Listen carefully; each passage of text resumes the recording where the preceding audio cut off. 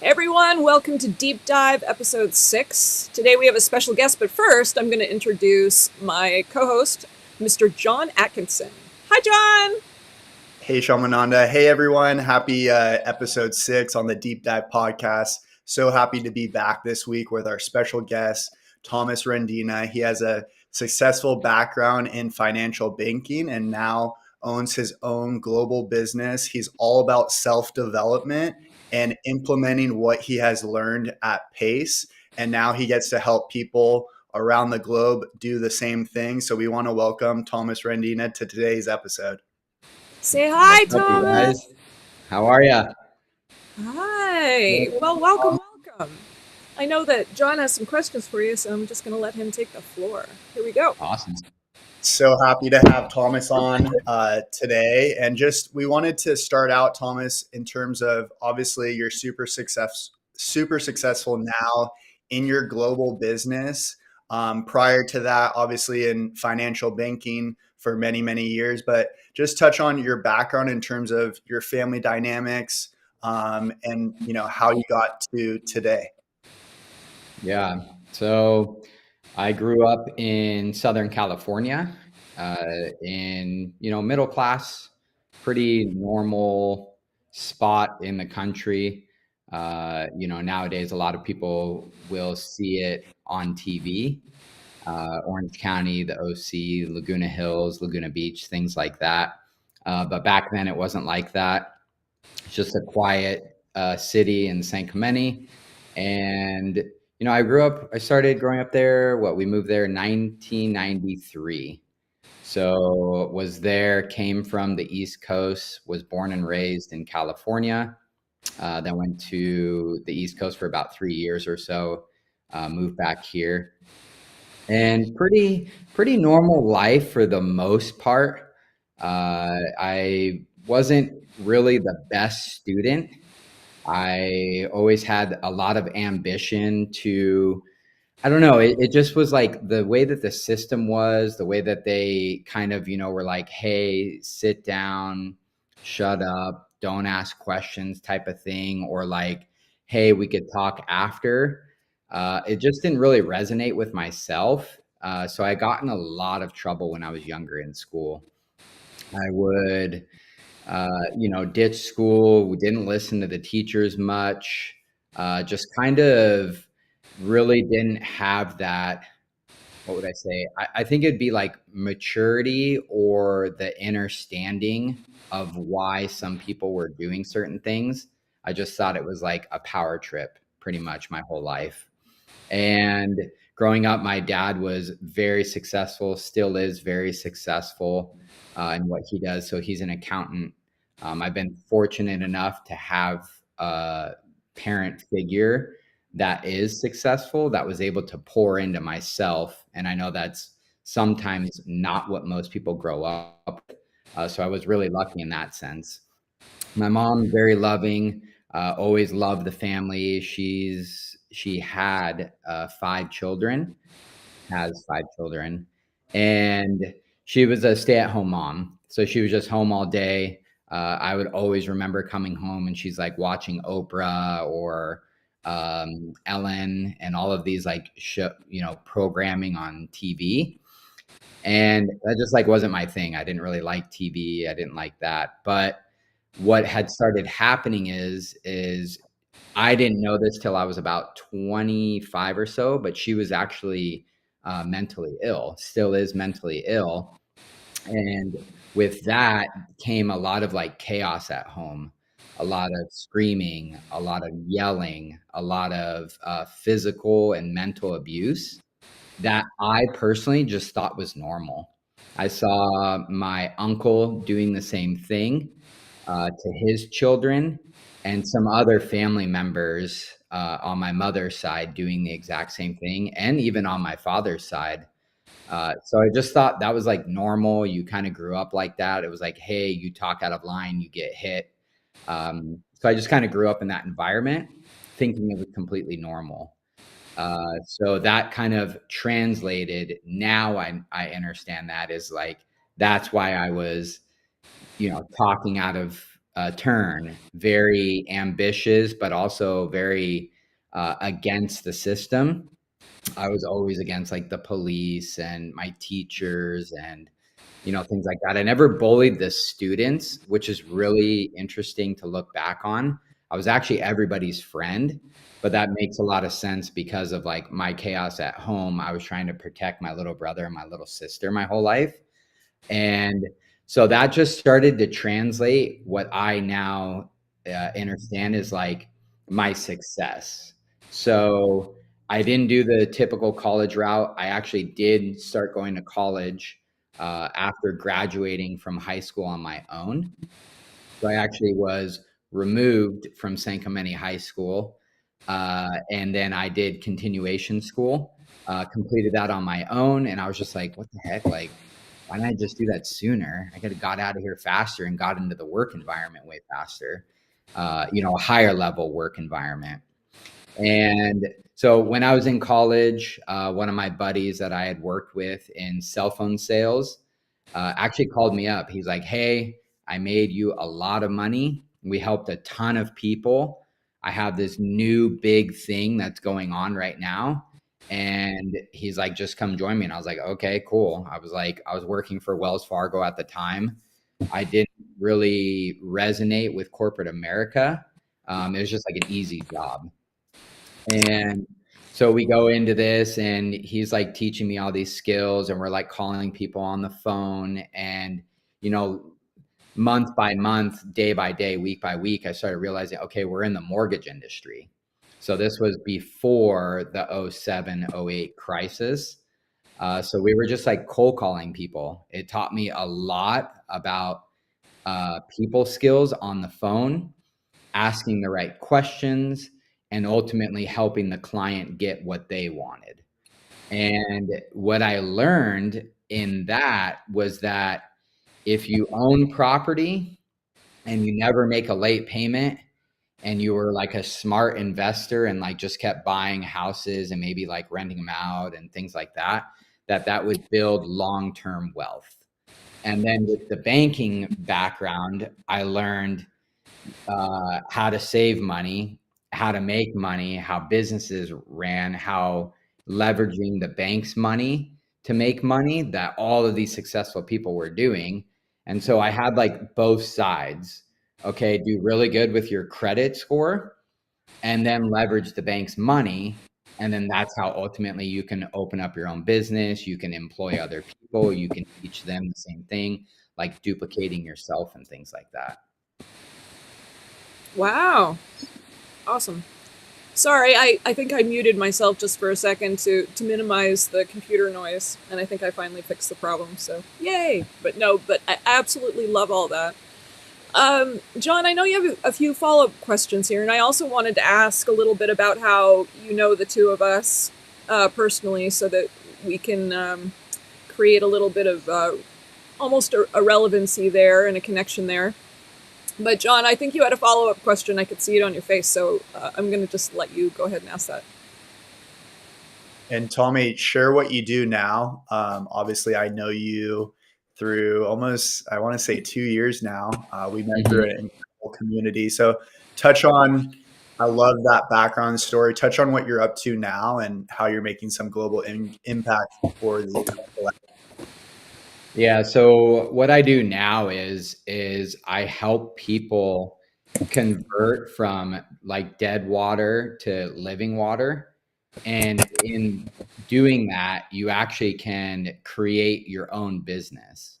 So a lot of people right now are looking to make more money, but if you're always working for someone else, you're always making them the money.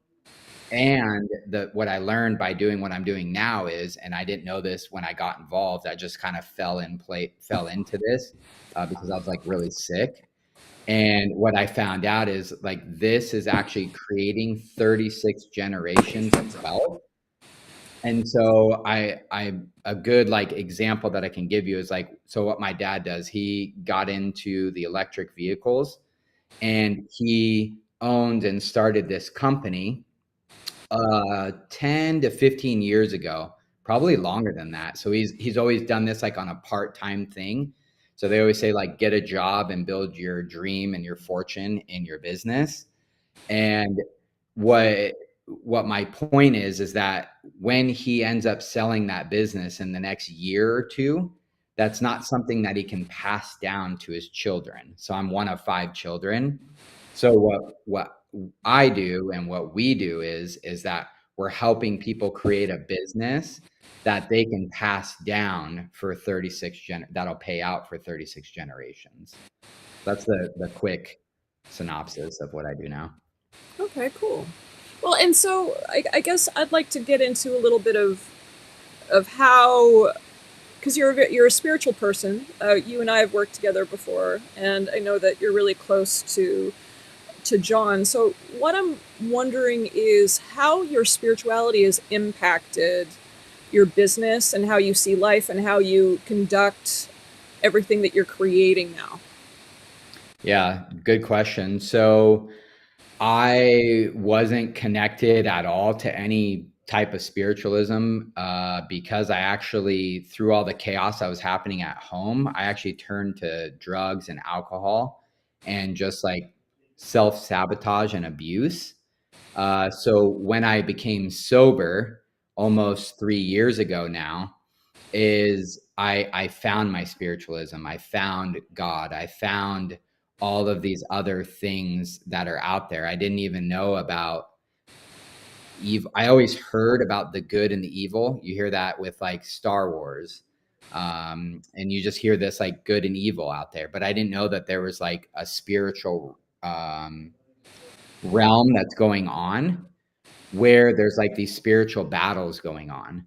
So once I was clear-minded, then I was able to allow the spiritualism to then like come over me. So like God came into my life, and then through that, then I met spiritual people like John, like yourself, and then I started diving deeper in the inner work with the guides and God and all of that. So that's what connected me with you.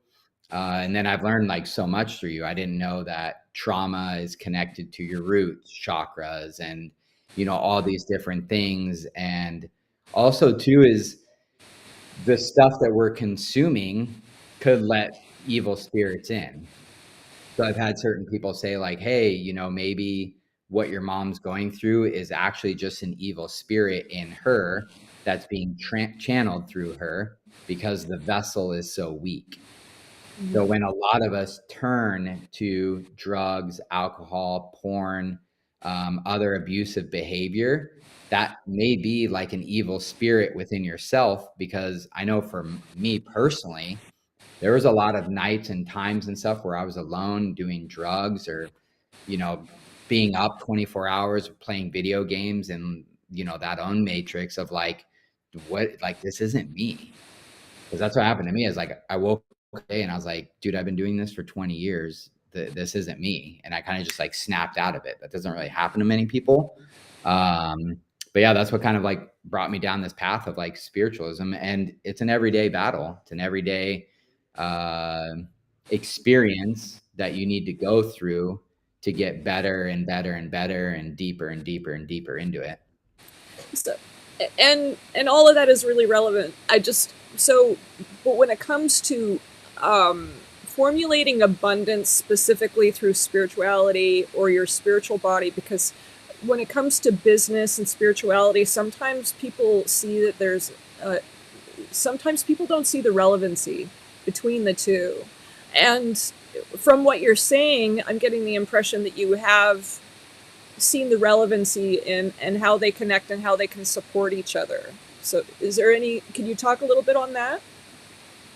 Yeah. So the biggest thing is first and foremost through the spirituality work that you end up doing, because everybody is different. You actually, for me personally, I started feeling more authentic in myself. And by doing that, what was happening is that I was able to channel that authenticity into words and then into my content that was able to then reach people. And if you aren't authentic, most people can see that and feel it. And so because that happened while regulating my nervous system, I was able to have high conscious conversations with people that weren't an agenda from like my own personal experience. Because growing up in the banking industry and the mortgage industry, they just pound you in to like make people say yes, like direct people in this direction, and then hard close them if they say yes, 17 times they're gonna buy and stuff like that. So that all of this old programming I had to get rid of, and that only happened through the spiritualism.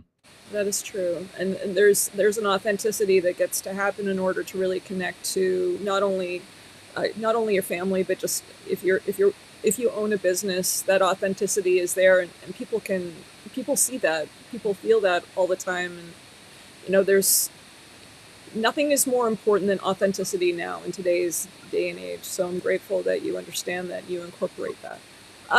John, I know you have some questions, so I'm gonna hand over the wheel to you. So good, Tommy. So we talk a lot about the four bodies on our episodes. So the physical, mental, emotional, and spiritual bodies. Was there a certain time when you recognized you had to change your physical body and to commit to your higher self?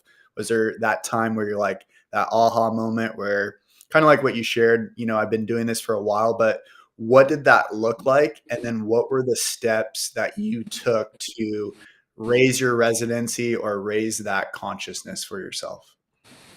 Yeah, that actually happened about 3 years ago. One of my good friends, Cleo, he was talking to me about Joe Dispenza. And I was in such a dark, deep spot mentally and physically. So I was at, 27% body fat, which isn't like crazy for someone that's, under 6 foot. And at the time I was 32. But he was telling me that I should do this challenge. It's called the 75 hard.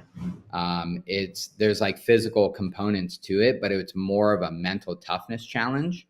And so I was like, okay, cool. Like I'm super competitive. I was like, cool. Let me see if I could do this for 75 days. For me, I've never worked out.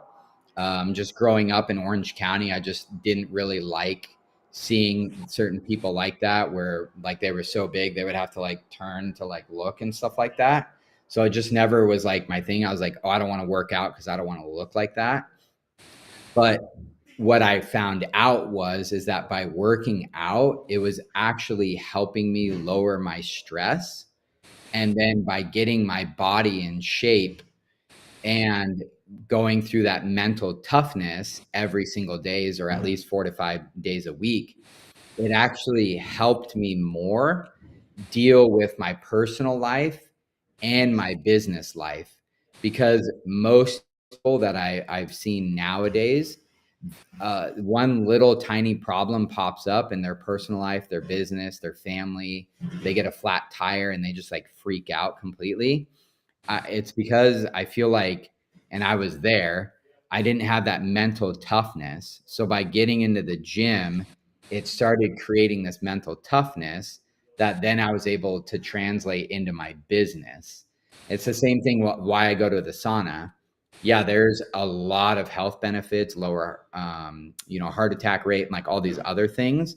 But the reality is I go in there because it's such a mental game. After about 10, 15, 20, 25 minutes, it's literally just you and yourself fighting. And it's like, get out, it's too hot. Get out, you can't breathe. Why are you doing this? You're in shape, you look good, and all of these things. But the more you push through it, the longer you stay in, the gap of like where you were before and the mental toughness just goes up and up and up. So like things get thrown at me in my business or day-to-day life, and it's just like, okay, cool. I think they go hand in hand. I feel like a lot of people that stress out, freak out really fast and easy, I don't think that their fitness is there. So, so good. And, with with that being said, what, in terms of like those times like you shared staying in the sauna, has that ever duplicated for you, like through your business or mentoring people? Like, hey, I've noticed this, or how do you quickly that to someone that might be tuning in today or struggling? How did they take the steps? Kind of like what you said, you hadn't been really working out ever. How did that process start for you, and how would you pass that along to someone viewing? Yeah, I think the very first thing you got to do is just make a decision, because ultimately there are thousands and thousands and thousands of videos out there. I mean, you could just go look up like David Goggins and he'll be like screaming in your ear, like, just get into the gym and do it. It's, you have to make a decision. So I had to make the decision first. And that's what I always ask people at first, like, hey, do you want to make the decision to be better? If their answer is yes, then we could go into the coaching part of like, okay, I think you should try the 75-hour challenge. I just did that recently with a team member. They took me up on the challenge and they're doing that. So it's making the decision first and then getting a plan in place. You always have to have a plan, because, you know, millionaires, billionaires and all that, they didn't just like wake up one day and that happened. They had a plan. They had a step by step by step every single day of what needed to get done to get to that. So it's just make the decision first and then just start slow. It's like I did. I would go to the gym 1 to 2 or 3 times a week. Then I was getting to, you know, 4 to 5 days a week. And then after about a year or so, then I started doing the sauna.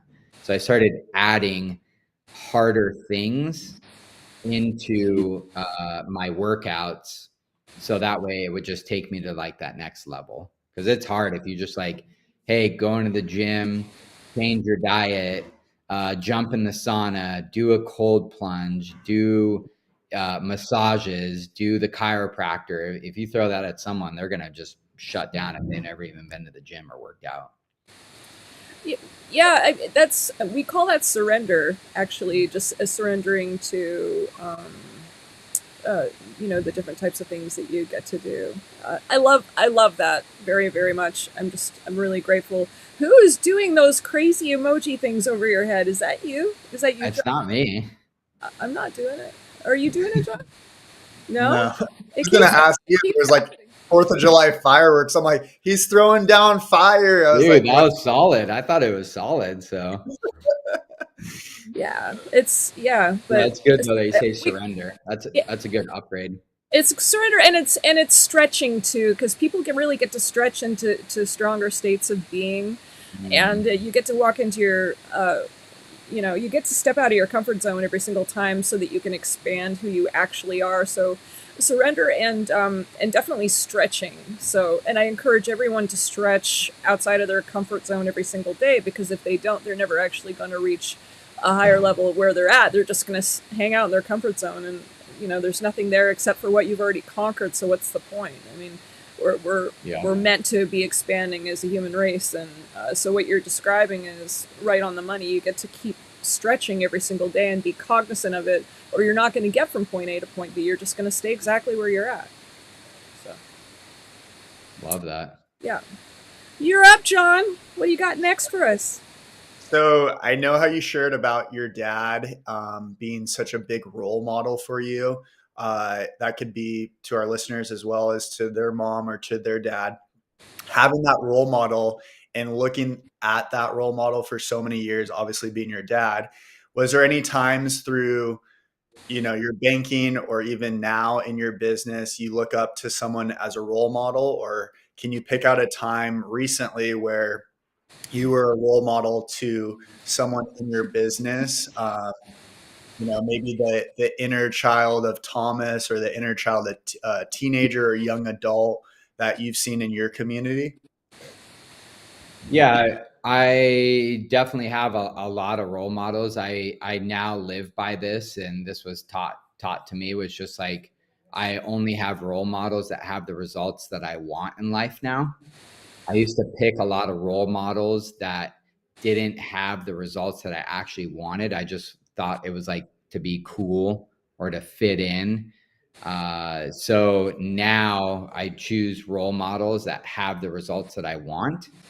And then by doing that, I also model how for other people on my team and in my business to be that person. Meaning, that's why I work so hard on myself. I invest most of my money that I make in my business on myself. So that way I can just raise myself up more to be better, to then be able to help people and raise. So, like, as my tide rises, then they fill in that tide too on the team, which I think is incredible. In most of my circles before of my friendships and stuff, that was never happening. There wasn't someone getting exponentially better every single day in their personal life to where I was like filling in those shoes and we were just like kind of moving up all together. So good. I love that. So if someone's tuning in right now, like for example, for myself back in the day, and probably for yourself with your 9 to 5 or what you were doing daily at the bank, and someone's like, wow, Thomas, like they're listening to you, they're tuning in, and they're like, I really want that community to be able to raise my tide higher, to have the self-development. What words of wisdom would you give others, today, this week, where they could branch out and find those people? Because I know for me, when I was looking for that with my background of high competitive athlete, like doing well in my job, I really struggled to find a community that was all about self-development, or like you said, raising your tide to be better. So what would you give our viewers in terms of finding that in their daily life? Yeah, social media is so powerful. Reaching out to yourself, to myself, to Shamananda. There's so many different things you could do. What I do is I look for events around me locally so that I can go connect with people face to face and in person. I think a lot of people got really comfortable the past couple of years of just shifting to this online presence only, and they forgot about the human connection, which is so much more important. So finding something local, reaching out to, you, myself, or Shamananda, or even just going on social media and specifically niching down to like what you like. There's Facebook groups, there's different Instagram profiles, there's tons of YouTube channels that you can connect with people that will bring you into their community and then help grow you as an individual. So good. I love that, Thomas. So with the last few years of doing so many different modalities, some stood out, some maybe you tried and were grateful for that opportunity. Um, One of those modalities was including being one of Shamananda's clients. And we build a lot of curiosity on what she does and who, and we've had people on here in the past clients as well. What would you say was a breakthrough moment that you had with her, or a new way of thinking for yourself that you could have continued to use, or also help others come closer to their higher self? Yeah, there was a few pivotal things. Just the sessions themselves, getting that one-on-one experience and then breaking it down after and even before, like writing down your questions, things of that nature. And then I forget the book. There was a specific book that she had gave me that I forget the name, but the exercises of just journaling things out and then being very intentional on your thinking and what you're saying and what you're asking for. That is something that I still to this day use, but I would have never got that if I didn't do the one-on-one sessions that I did. I forget how many I did. I must have did over 10 sessions easily. But that one-on-one experience and before and after is pivotal to what I still use even to this day. Oh, absolutely. Totally. Forgive me, gentlemen. I know there's a little bit of a lag going on, so if you're noticing, I notice it on my end, so it's probably going to show up in the recording where the lips are not matching up with what you're saying. Not really sure why, but no, I appreciate that. It's I do my best to put as much of my teachings out there, but nothing beats a one-on-one where you can sit and ask questions and get answers on the spot and start to shift your thinking over. And if you don't have that opportunity, you'll come to your own conclusions, and sometimes those are not the ones necessarily that are going to be of the highest choice. So it is a really good idea to come in and to have that work done if possible. But it's not everyone has that ability, so I'm grateful that we've been able to provide as much information to people as we can for those of you out there that can't actually come and see us or talk to us personally. But we try, so please do make sure you leave comments and messages and all kinds of things so that we can reach out to you and can support you, because we're doing our best to do the outreach in any way that we can, and social media seems to be that vehicle to do so. But anyway, John, I'm gonna hand it back to you. And just so you know, I'm having a few technical difficulties. I apologize. So for whatever reason we get cut off, I'm doing my best to maintain it. But if we do, then my apologies. Understand why it happened. But I'm gonna hand it over to you, John. Cool. Love it. In our global or in your daily global business, you've been super successful helping people on a global stage. I would say that at times that can be challenging for people living in a domestic, mindset of attending their daily job and things of that nature. And you've really helped people through their finances and also through their health. And that's quite the combination. What would you say in terms of the common theme of helping people with their physical bodies? Because obviously, people need one of two things right now is time freedom and health. And so what would you say is like the common themes of talking to people? Obviously, we all know the last few years people been bunked up, kind of a scarcity mindset of what's going to happen, but you've truly been an impact on a global scale. So what do you see out there, Thomas, that, might be pivoting or might be you've had to walk people through what we're talking about? Yeah, I think the biggest thing is, and this was never taught to me in the banking industry, was just that constant day-to-day personal development. So if your mind isn't right, then you can never help other people, because it's like the glass full, like if you're completely full, then that means that you can pour into someone else. So, I practice my spirituality every day. I practice my personal development every day. I practice my physical body.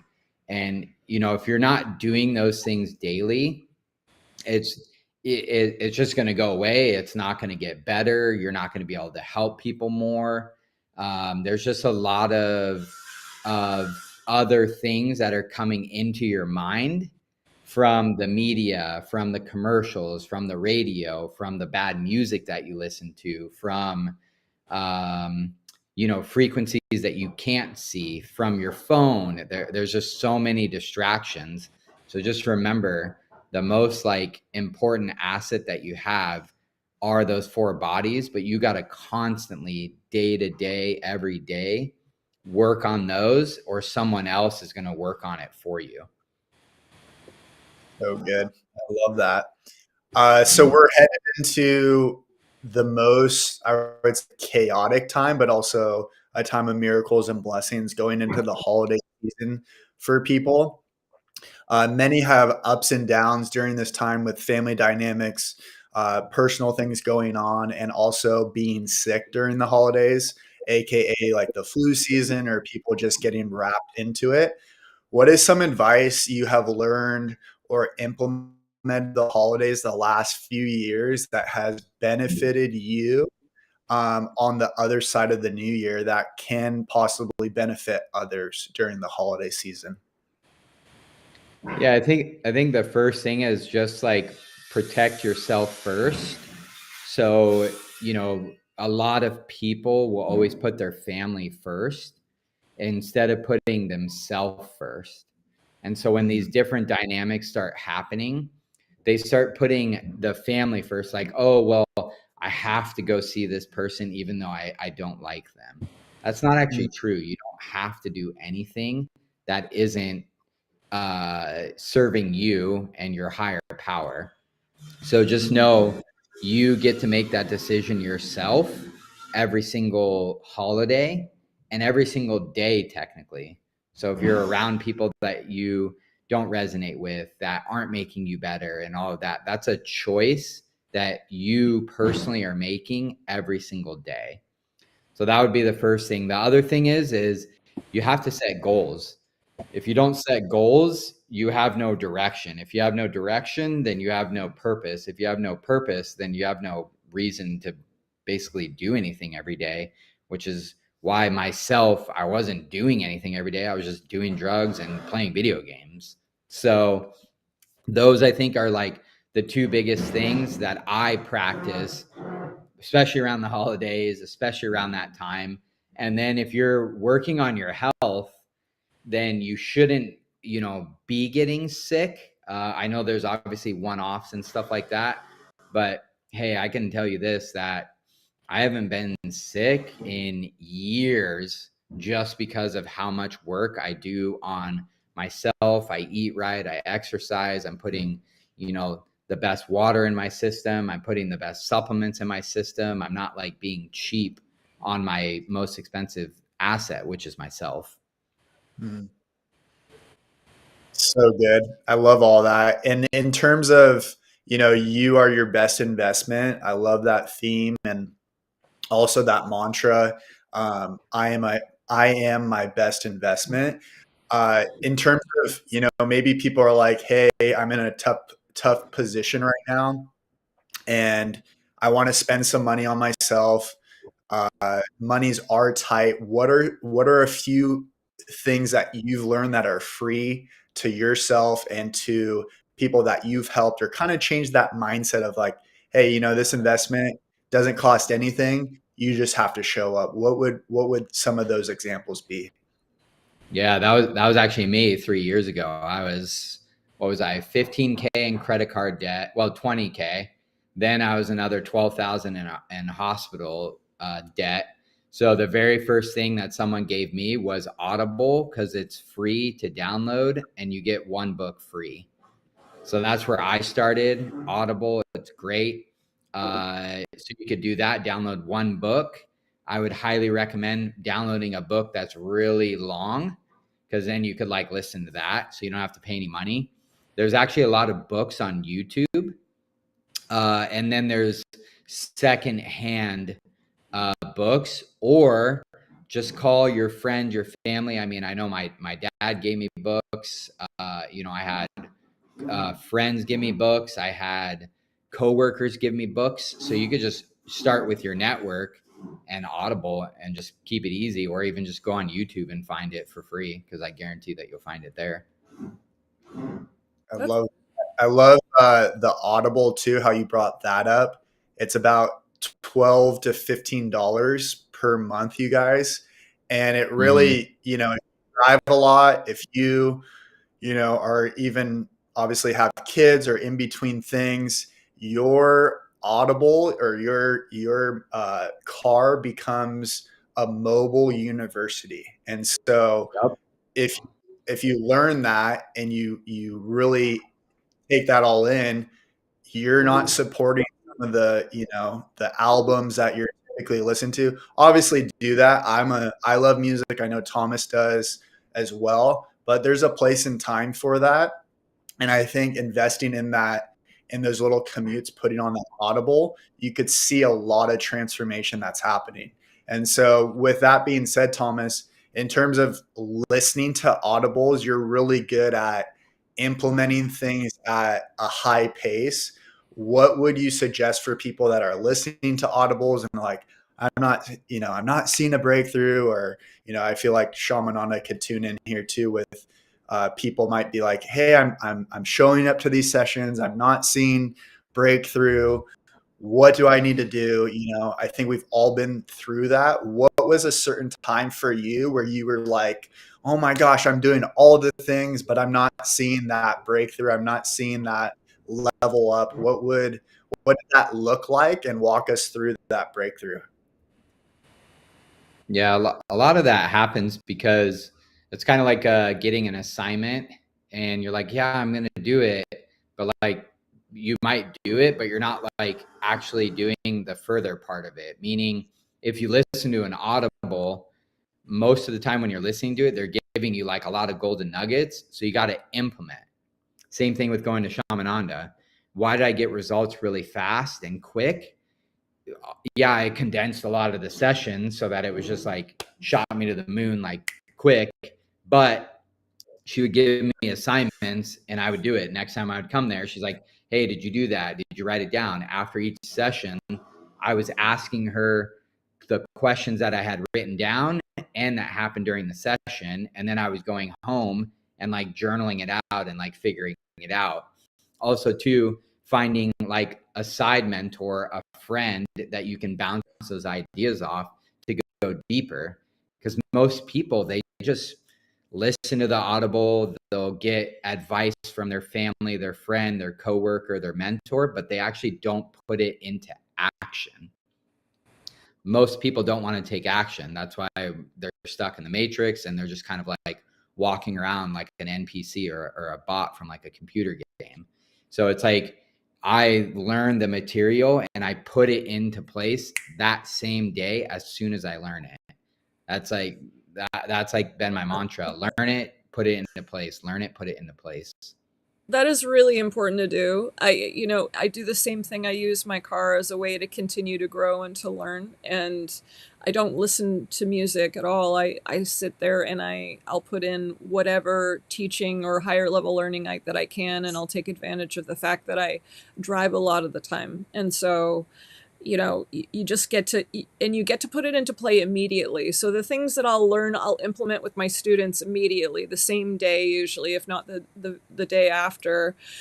It'll always come up, and it's about fast turnaround, fast implementation, because that's how quickly the spirit works. It's not, the universe demands that things happen as soon as they occur to you, as opposed to, I'm going to wait a month, I'm going to wait 2 months. It's ridiculous how long people wait when it comes to anything, and stagnancy is the biggest killer.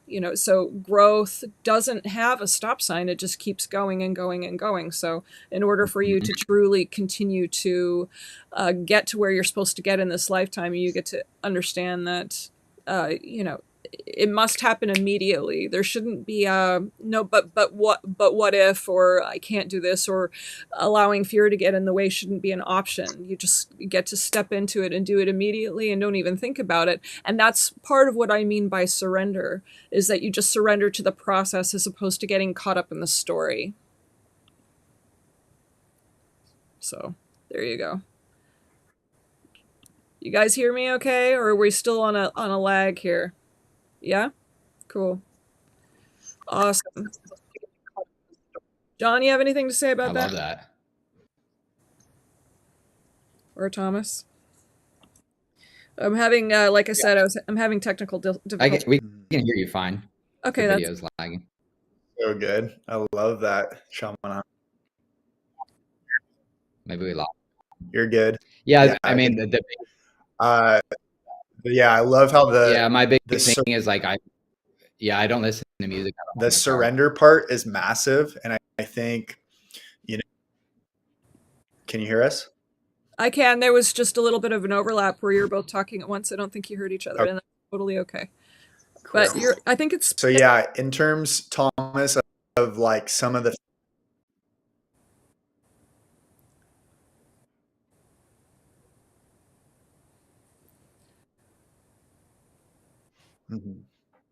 Here, try again, So John. good.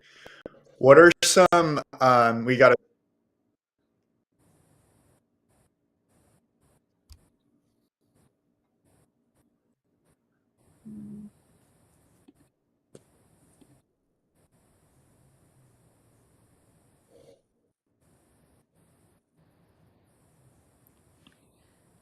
All right, so we're... I don't hear you. Okay. Yeah, we're having So we technical. got a few, just being respectful of our time and everything. So we got a few more questions, Thomas. What are some physical modalities as of late that you've been doing, maybe the last 3 to 4 months, 6 months, that have helped you break through to another level? Okay.